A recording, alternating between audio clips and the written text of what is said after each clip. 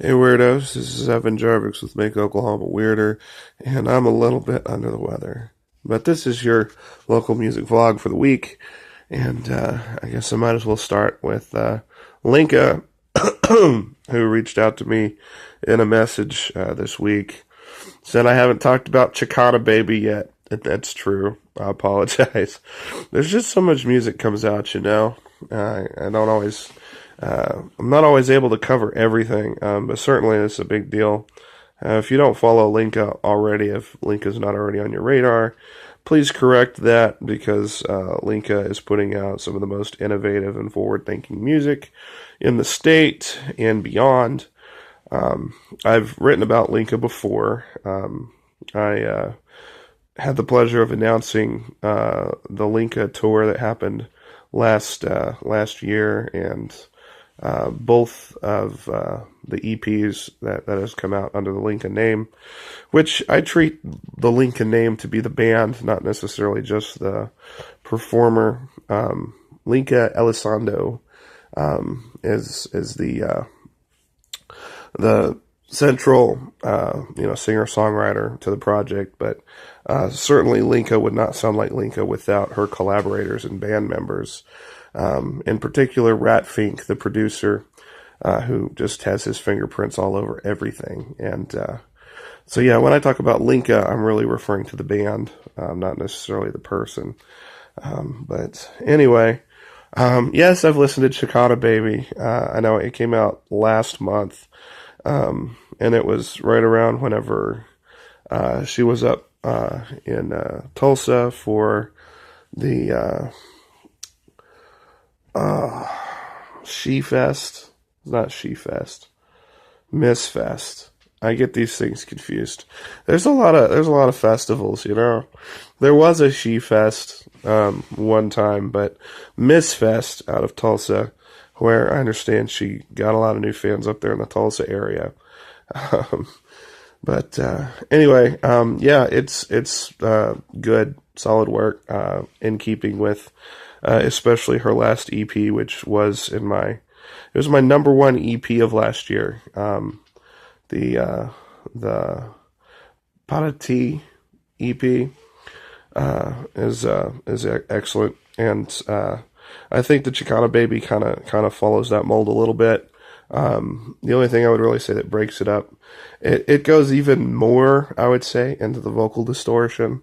There's something that happens over the chorus where it's like it's so like just pitch shifted and just like morphed that I have no idea what the voice is saying. But to be fair, this is also like a project that's bilingual, and I don't speak Spanish very well, so like half the time I don't know what's going on anyway lyrically, unless I actually take the time to like break it down and like try and translate it, look at what's going on, which with the case of Chicana Baby I have not. But from a musical standpoint, at least, it's more Lincka, more of what you love.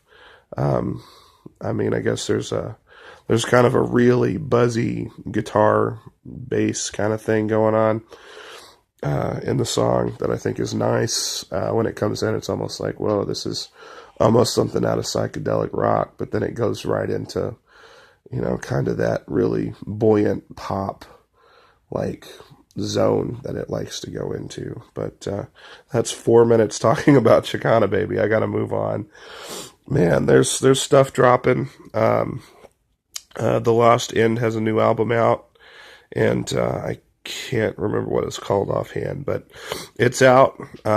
It's not on my platform of choice, Tidal, yet. I haven't seen it, so it may not be on everything yet.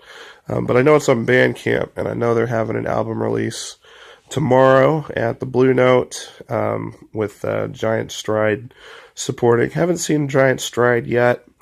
They've kind of been picking up shows here and there, so I need to catch them sometime. Maybe not this weekend, since Blue Note is heavily smoky, and that's not good for my health right now. But The Lost End, if you don't know, kind of a post-punk act that I think is one of the most probably overlooked bands around here, at least for this year, where they've put out literally 2 albums now, 2 decently full, like they're 7 tracks apiece, like albums that are quality, like really good. They know their tonality really well, and it's just, if you dig that whole Joy Division stuff, you're gonna like what they have to offer. So definitely check out the new Lost End and go to a show sometime, because they're really fantastic. The Catlock single release is happening on Saturday. Catlock, of course, one of the big up-and-coming names here, had a write-up for OK Sessions last week. So if you don't know anything about Catlock, you can go there to check that out. Catlock, of course, of Saint Basic notability, kind of doing this solo thing. Has a debut single coming out. Haven't heard it yet, but the show is a quality lineup at the Speakeasy, 51st Street Speakeasy. Catlock will be supported by Ben Quad, which I guess it was Ben Quadaneros, and I guess they decided to shorten it. I've noticed that they started going by Ben Quad, which I kind of like better, honestly.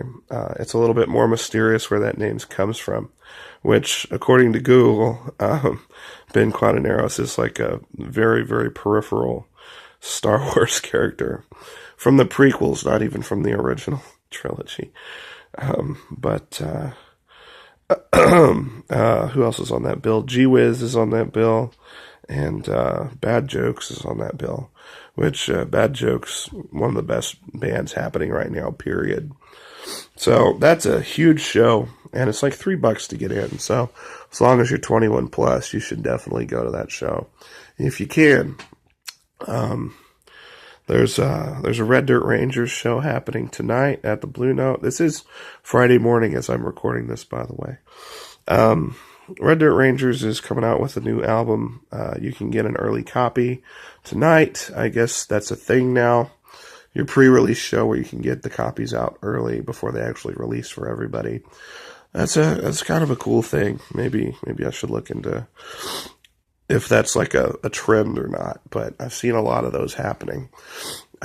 Anyway, Red Dirt Rangers, big deal. Kind of a local legend band of sorts. I haven't really dug that much into their discography. I listened to their last record that they dropped. But I know that's a big deal, so I definitely wanted to mention it. And that's at the Blue Door, which is, of course, a very quality listening room here in Oklahoma City. And, yeah, they're doing a Kickstarter. And here's another thing that I see a lot of is whenever you have an album, it's ready to go. And I mean, your Kickstarter is basically a glorified pre-order.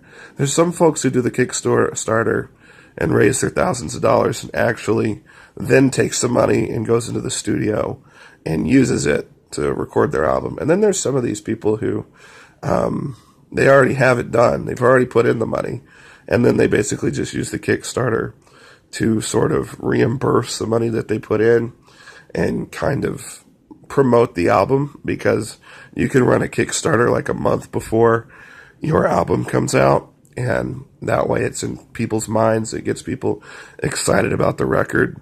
Whereas you can have, if it's done traditionally, you can have a Kickstarter that fundraises and is a big deal, and then you have to wait like a year or two before it actually comes back. So you have to reignite that buzz. But Red Dirt Rangers has taken that former approach where you, it's kind of almost a promotional thing. Anyway, I'm just about out of time here. I'm about out of voice too. I'm going to take the last few seconds to mention, the new Cavern Company single, I guess. I can't remember offhand what it's called, but, I did compare it to a Mentos commercial on Twitter. I don't mean that in a bad way. I'm just saying it's very sugary, it's very positive, and it's very shiny, and like I dig it a lot. I think they're finally making the pop music they want to make, and I'm happy for them.